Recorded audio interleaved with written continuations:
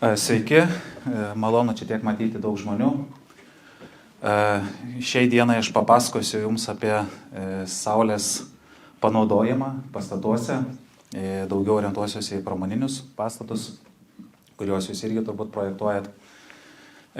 Tema gal atrodys iš pat pradžių, kad čia jau daug girdėta apie tą saulę, bet aš perbėgsiu pagrindinius akcentus, kas galbūt bus Jums aktualu ir paskatins ateityje pasižiūrėti ir į naujesnius sprendinius. Tema jau, kaip ir minėjau, saulės elektrinė integracija pramoninėse objektuose, nuo projektavimo iki elektros kaupimo sistemų. Trumpai norėjom pasidalinti savo vienu iš paskutinių projektų, Teltonikos projektas, High Hill parkas. Čia mes statėm saulės elektrinę, čia vienas iš pastatų. Pastatas užklotas pilnai beveik 7000 saulės modulių, tai atitinka apie 14 000 kvadratinių metrų. Skaičiai įspūdingi, inverterių apie 20, bendra galia beveik 3,2 MW. Ir tai sudėliota yra ant 3 stogų. Ir jeigu žiūrėti į tolesnę šito parko plėtrą, tikėtina, kad ir visi pastatai, kurie atsiras, bus apstatyti saulės moduliais. Kam to reikia, tai turbūt visi suprantam ir žinom, kad saulė generuoja elektros energijos didžiulius kiekius ir priklauso nuo mūsų, kaip mes ją sugebėsim įdarbinti. Tos energijos per 1 valandą, kiek sugeneruoja saulė, realiai žmonėms užtektų visiems metams, jeigu mes sugebėtume ją tinkamai panaudoti. Kaip tą padaryti, tai pabandysim pereiti per skaidres ir pasižiūrėsim, kiek mes tos energijos galim įsisavinti. Koks buvo pagrindinis reikalavimas Teltonikos, tai kad būtų uždengtas maksimalus plotas, kiek įmanoma ant stogų, tai reiškia, kad būtų stogai pilnai įdarbinti. Aišku, mes matom šiek tiek tuščių vietų, bet yra tam tikri inžineriniai sprendiniai, tam tikros apkrovos, kurios daro šiokius tokius ribojimus, turbūt kaip ir visose sistemose. Bet iš esmės vis tiek skaičiai yra įspūdingi.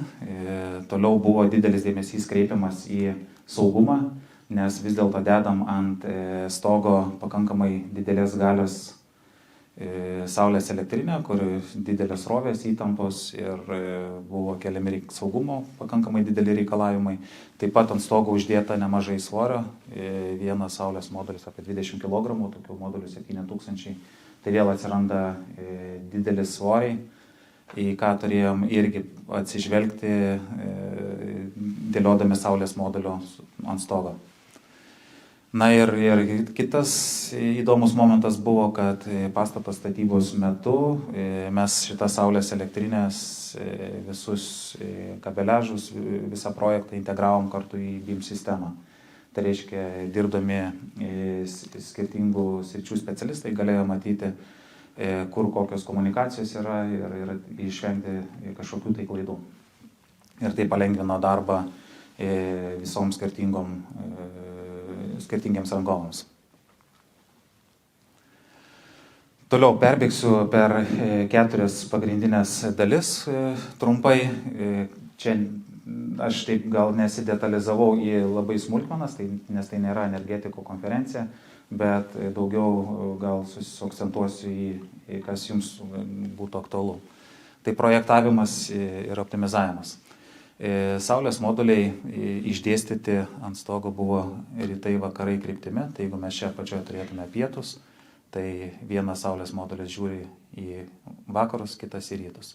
Ir taip visa sistema yra sudėliota. Kodėl taip sudėliota buvo, pažiūrėsim kitose skaidrėse, nes tai yra svarbu. Taip pat buvo vertinamas šešėliavimas, nes ant stogo yra daug visokių įrenginių ir dedant saulės modulius labai svarbu juos tinkamai sudėlioti, kad turėtume pakankamai gerą sistemos efektyvumą. Nes jeigu modulius sudėsim kažkur tai šešėlį, tai sistema gal bus sumontuota kokybiška, viskas ten nauja, gražu, bet efektyvumo nebus. Na ir, kaip minėjau, tas BIM integracija. Konstrukcijos tai irgi svarbi dalis, nes dedam ant stogo papildomas apkrovas. Konstrukcija, kurią mes naudojam, dedame saulės modulius, tai yra balastinė sistema. Ką tai reiškia? Tai reiškia, kad mes nenaudojam jokių intervencijų į stogą, negrėžiam skylių, kad nebūtų pažeista stogo danga. Tai yra svarbu, nes jeigu kažkur tai pradeda stogas leisti, tai paskui sunku surasti tiksliai vietą, kur tai įvyko. Tai čia mes uždedam konstrukciją, kuri tiesiog yra sudedama ant stogo ir prispaudžiama balasto. Mes naudojam betoninės trinkeles. Ir kaip išdėlioti šitas trinkeles, kad prispausti konstrukciją ir kad jinai laikytųsi visą laiką, nes mes planuojam, kad saulės elektrinė turi tarnauti apie 20 metų. Tai yra daromi skaičiavimai, kai kuriuose vietose tų trinkelių yra dedama mažiau, kai kuriuose vietose yra dedama daugiau, priklausomai kaip suskaičiuojama yra su programinė įranga, kuri įvertina vėjo generuojamas apkrovas. Nes ant tokio didžiulio stogo vėjo apkrovos pasiskirsto skirtingai, kai kuriuose vietose jinai bus didesnė, tai ten reikės daugiau apkrovos uždėti, kai kuriuose vietose bus mažesnė, gal ten iš viso nieko nereikės dėti. Tai balasto išdėstymo planas yra labai svarbus ir kertinis dalykas, nes jeigu bus netinkamai padaryta, tai prie stipresnio vėjo gali atsirasti nuostolių. Saugumas. Tai irgi ant šito pastato mes naudojom mažiau degius specialius kabelius, nes vėlgi tai buvo užsakovo reikalavimas, vertinant tai, kad yra didelės srovės. Instaliacija irgi buvo pasitelkti specialūs sprendiniai, loveliai kabeliams sudėti, loveliai netiesiai ant šito, netiesiai ant stogo dangos, bet su pakelimo. Tarpai palikti tarp kabelių tam, kad būtų užtikrintas aušinimas ir visos šitos detalės paskui susiveda į sistemos efektyvumą. Jeigu ten galim sudėti viską bet kaip, paprastai taip kažkiek tai veiks, bet ar tai bus efektyvu, didelis klausimas. Na ir buvo taikomi nestandartiniai sprendimai, nes tie patys inverteriai, reiškia įtampos skaitikliai, kurie keičia nuolatinę įtampą į kintamą, tinkamą mūsų tinklams, tai vieno tokio inverterio svoris yra apie 80 kg. Užsakovas nenorėjo, kad šitie inverteriai būtų kabinami kažkur tai ant sienų ir kažkaip tai ten gadinama gal šita danga, kuri buvo specialiai parengta. Tai projektavom specialius laikiklius, kurie galėtų atlaikyti didelius svorius ir būtų pakankamai geras priėjimas aptarnavimui, nes visi šitie daiktai reikalauja aptarnavimo. Tai dar vienas momentas, jeigu jūs projektuojat pastatus ir kartais galvojat, kur čia galėtų atsirasti tie patys inverteriai, tai jeigu tai yra laukas, viskas tvarkoja, nes užtikrinamas aušinimas, geriausiai, kad tai nebūtų tiesiai į saulę nukreipta, nes pats inverteris kaista, jis turi būti aušinamas, o jeigu bus į pietų pusę, tai papildomai kaitins jį ir mažins sistemos efektyvumą. O jeigu tai planuojam patalpoje kažkur, tai reikia pasižiūrėti, kad patalpa nebūtų per maža ir būtų užtikrinamas vėdinimas. Nes irgi inverteriai skleidžia šilumą, per daug, kai temperatūra jų pakyla per daug, jų efektyvumas mažėja. Tai nebent tą šilumą paskui nuimti ir atiduoti į patalpų šildymą, jeigu jau taip žiūrėti į patį efektyvumą. Tai čia dar kelios nuotraukos, kaip atrodo sudėta saulės elektrinė ant Teltonikos pastatų, atrodo gražiai. Dar atkreipsiu dėmesį, kad matom salom viskas yra sudėta. Kodėl taip yra padaryta? Tam, kad užtikrinti aptarnavimą, kad būtų priėjimai prie stoglangių, prie tam tikros įrangos. Ir kiekvienas šita sistema, mes salom jas vadinam, irgi yra išskaičiuotos apkrovos, kaip jos bus veikiamos vėjo, sniego ir kaip turi būti išdėliotas balastas. Taip, tada persižvelgsim dabar bendrai apie saulės elektrinės, kokios naudos yra, kaip taikomos ir kokie yra niuansai.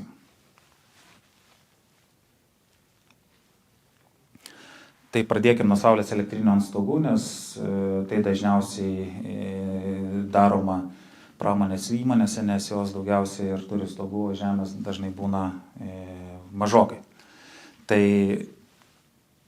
rytų vakarų pusė, kaip sakiau, saulės moduliai, jeigu vienas nukreiptas į rytus, kitas į vakarus, tai mes turim ilgesnę paros generaciją, tai reiškia saulės, paskui pereisiu prie grafiko, kaip tai atrodo grafiškai, kad elektrinė pradeda dirbti anksčiau ir pabaigia dirbti vėliau.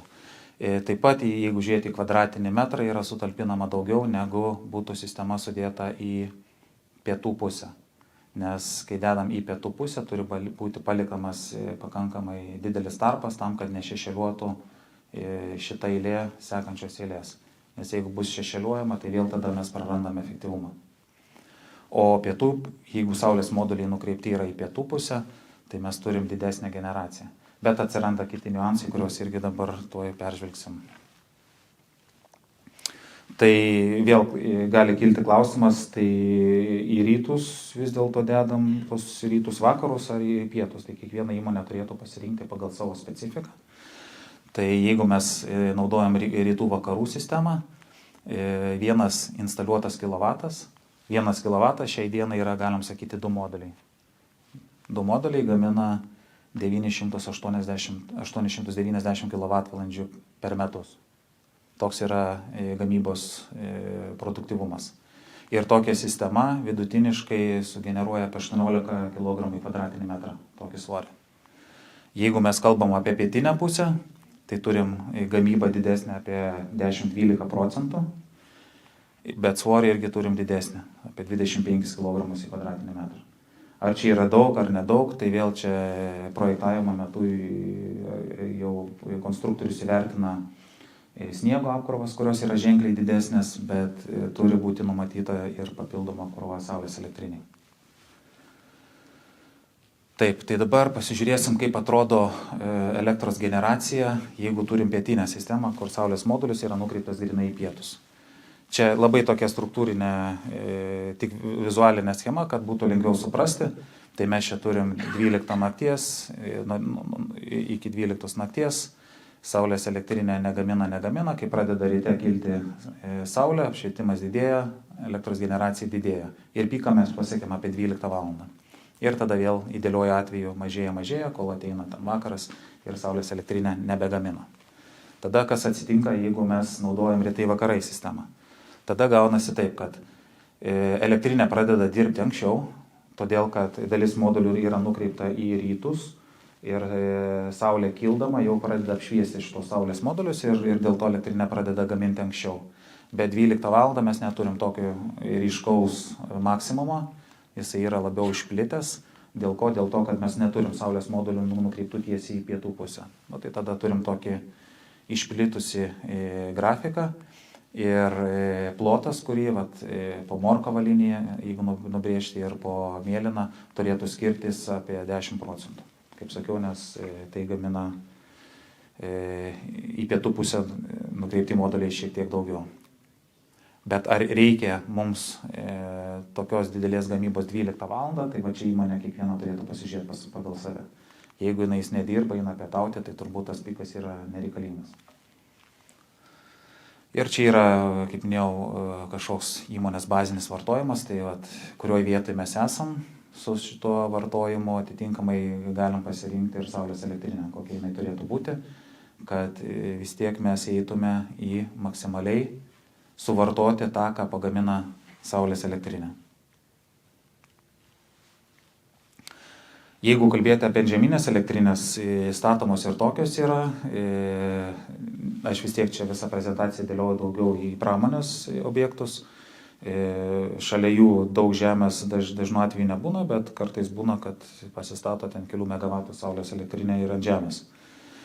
Ir šituo atveju, kas skiriasi nuo ant stogų, tai mes turim saulės modulių didesnį pasvirimo kampą, kas iš karto duoda geresnę generaciją.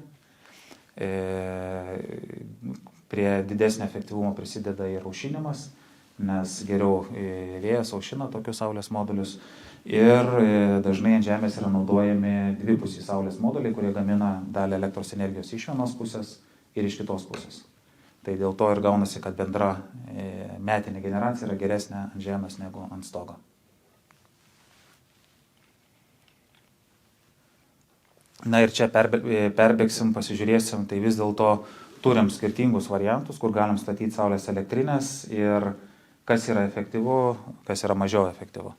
Tai jeigu mes turim saulės elektrinę, kuri statoma ant stogo ir nukreipta į pietus, elektros generacija yra apie 984 kWh per metus. Jeigu mes turim rytai vakarai, tai turim apie 890. Toliau vis jau pradeda atsirasti vienas kitas projektas, kai saulės moduliai yra montuojami ne tik ant stogo, bet ir ant sienos. Ir tada kyla klausimas, tai ant sienos montuojant, čia gamina kažką tai ar negamina.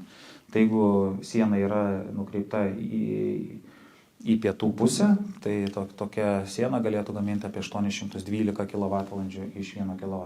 Na, aišku, jeigu priešais neauga koks medis, kuris šešėliotų tą vietą. Bet tai irgi yra galimybė. Reiškia, jeigu fasadą dengti ar dalimis, ar visą saulės moduliais, jisai galėtų dirbti ir generuoti elektros energiją. Na ir turim antžeminę elektrinę, nukreiptą į pietus, tai mes matom akivaizdžiai, kad čia generacija yra didžiausia. Čia dar keletas nuotraukų, kur irgi vis plačiau ir dažniau naudojama, tai angliškai carportai, lietuviškai pastoginės turbūt bus taip taisyklingai, tai jos irgi čia atitinkamai turbūt būtų rytų vakarų pusė. Galėtų irgi gaminti elektros energiją, pastačius krovimo stoteles, pilnai išnaudoti parkingo vietas, ne tik statyti automobiliams, bet ir gaminti elektros energiją. Na ir tvoros, irgi esame realizavę keletą projektų. Čia ne konkrečiai šitą, bet tvora irgi galėtų būti kaip siena, nukreipta į pietų pusę ir gaminti elektros energiją.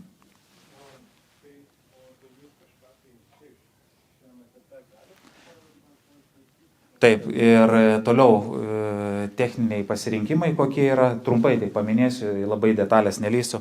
Inverteriai būna dviejų tipų, yra su galios optimizatoriais ir paprasti.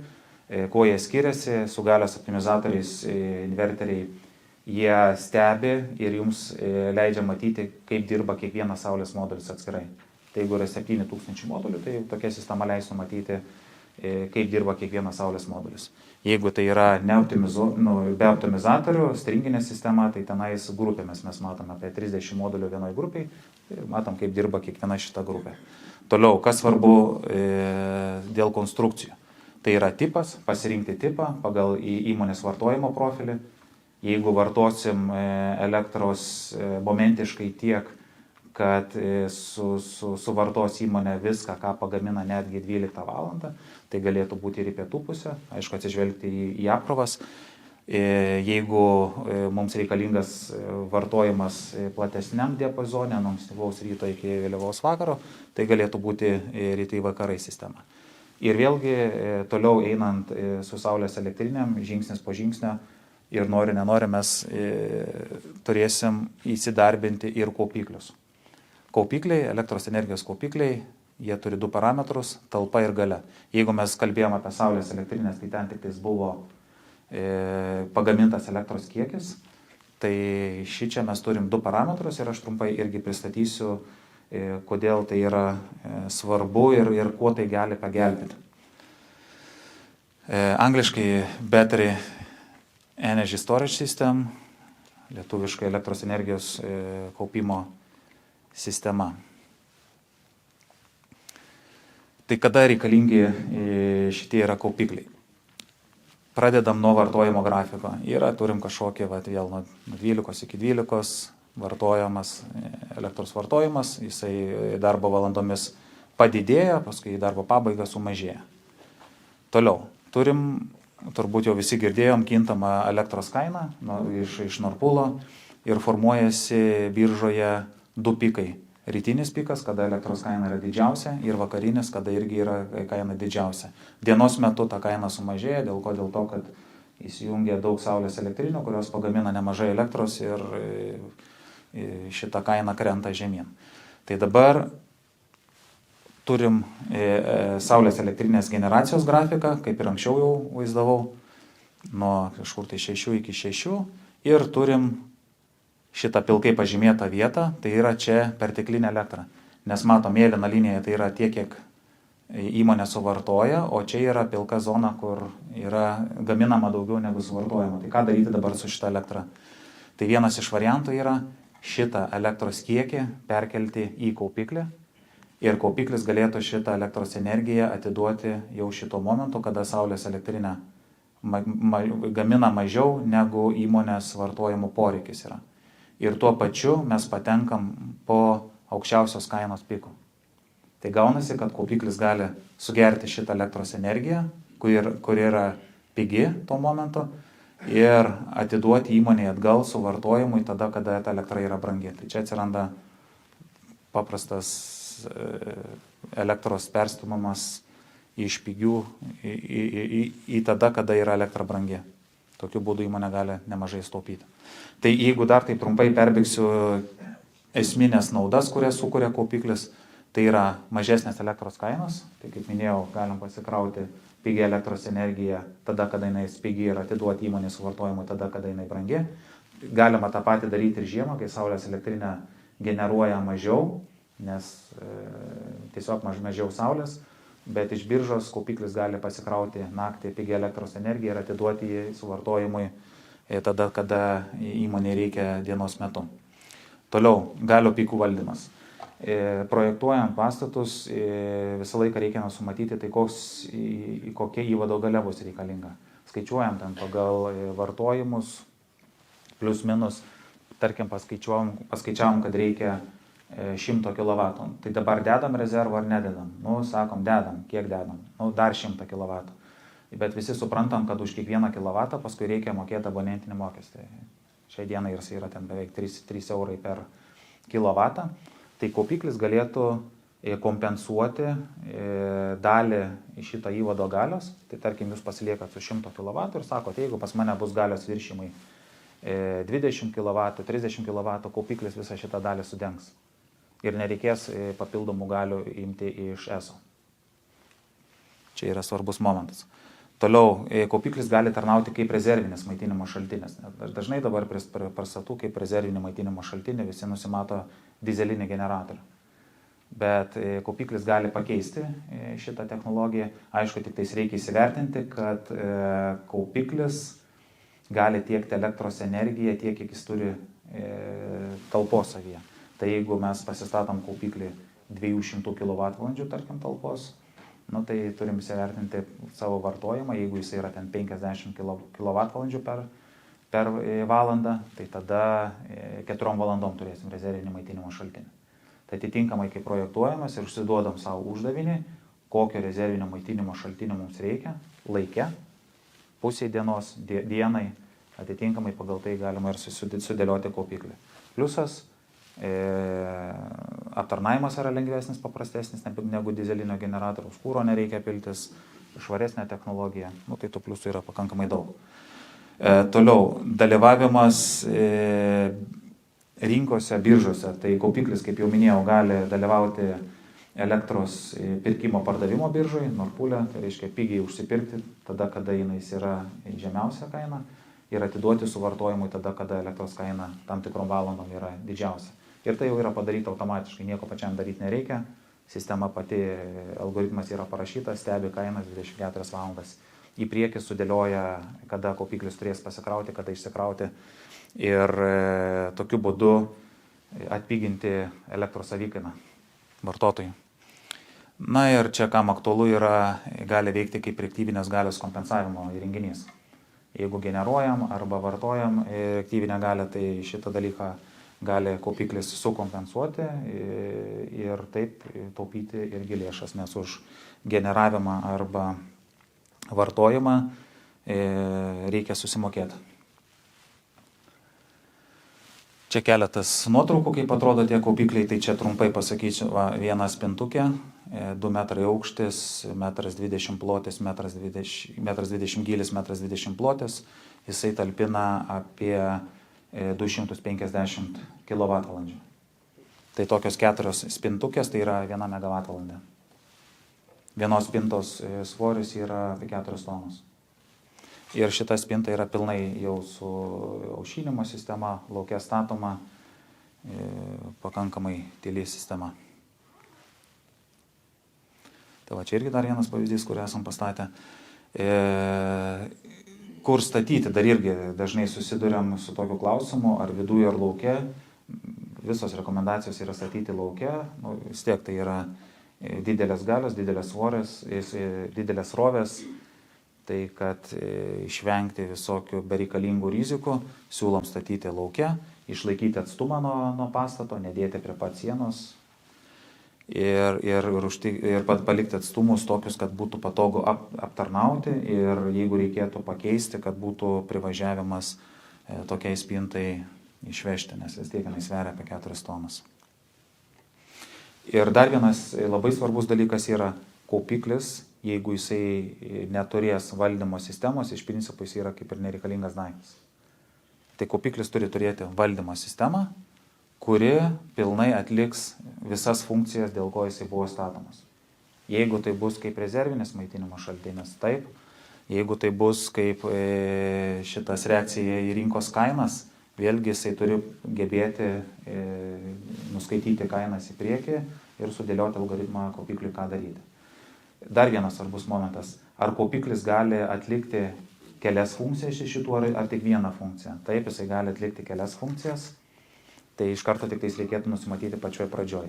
Jeigu tai bus kaip rezervinis maitinimo šaltinis, galim padaryti taip, kad paliekam, tarkim, 30% talpos kaip rezervinį maitinimo šaltinį, o 70% naudojam, tarkim, pasikrauti tada, kada pigu, ir išsikrauti ir atiduoti tą elektrą suvartojimui tada, kada elektra yra brangi.